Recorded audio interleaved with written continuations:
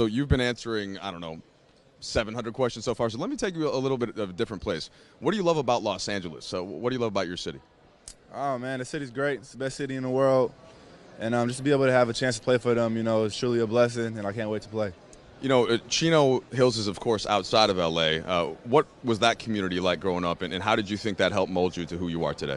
Chino Hills is definitely more chill, more simple, but it's right there, 45-minute drive, and just being able to get both sides is truly great.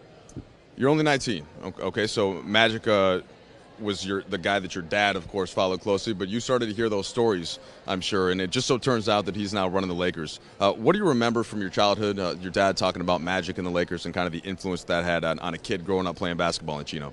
Yeah, he always said that's the best point guard ever. Showed me some tape, and I was like, yeah, it definitely is. So, just the fact that now he's in charge of everything, and I get to play for his team, it's words really can't describe it.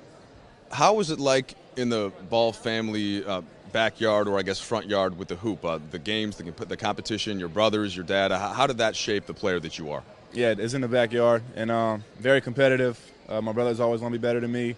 I'm the oldest brother, so I can't let that happen. So the battles back there are great. They're healthy, and I'm just very grateful to have them. How old were you when you first got your dad in a game of one-on-one? I never beat him in one-on-one. We've only played like once. I mean, he cheats, so we couldn't finish the game. But if we played today, it would not be close. Okay, so at a certain point, he was like, I better not test you one-on-one, because he figured that it wasn't his time anymore? Pretty much. He'll still talk about it today, but he'll never suit up for it. So, he's just all talk. A lot of people got to see the Foot Locker commercial and to see a different side, kind of a funny side of yours. But that is what the relationship's like. You then wrote the article in the Players Tribune. Having a father that cares so much about you, that's been that involved, how would you describe the whole situation that you wanted to make sure fans got to know? Yeah, me and my dad are very close. He loves me, I love him, and we got each other's back forever. Your little brothers, what's it like having them here, looking up? You got one going to UCLA, you got your LaMelo and LiAngelo sitting there. How have they been a part of your life in this experience? We're very close as well. Our whole family's close. Jello, I'm real cool with Jello. Melo, me and him, we butt heads sometimes. You got to watch him, keep him out of trouble. But, I love both of them, and I wish the best for both of them. That's what happens with brothers, though, right? That's kind of part of the deal. Especially the little one, like I said.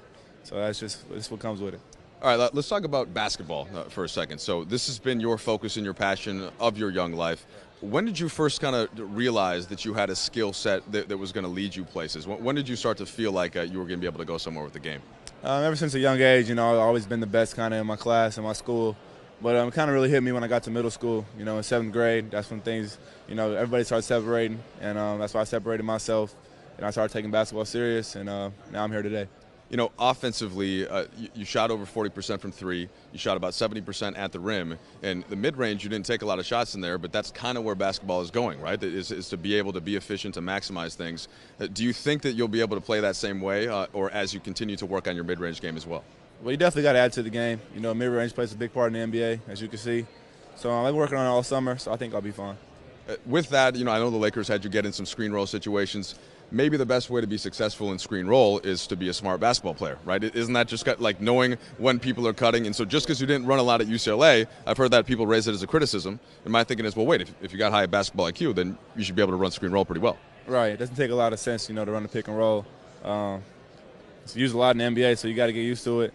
And I know how to run it. It's just that we didn't run a lot at UCLA. Well, it's basketball instincts, though, right? From any time you're playing pickup, somebody's coming up to set a screen. You either hit the roll man, right? You hit somebody in the weak side. It's not rocket science, right? Right. When you think about it, it's pretty simple. If you're open, shoot it. If not, pass it. So it's a two-man game, and like I said, it's not that hard. Magic Johnson obviously has that attitude of pass first, and Luke Walton as a player had that same attitude. He loves the ball zinging around and moving around. I'm assuming that that's something that might have come up when you talked to Luke and Magic about the way the game is played when you had dinner with him. Yeah, just being the point guard. Everybody got to like to play with you, or the team's not really going to work. So that's my job. Make everybody happy and win at the same time. How much do you think that it matters to entertain fans while you're playing? And do you play the style that you play because you think it's most effective basketball-wise, or also because you think that it's part of the show, it's part of what people want to see? I think it's both. That's how I was brought up playing. At the end of the day, it's a game. Games are meant to be fun, so that's why I play like that, and fans like watching a fun game. So, they go hand in hand, and that's how it's been for me throughout my life.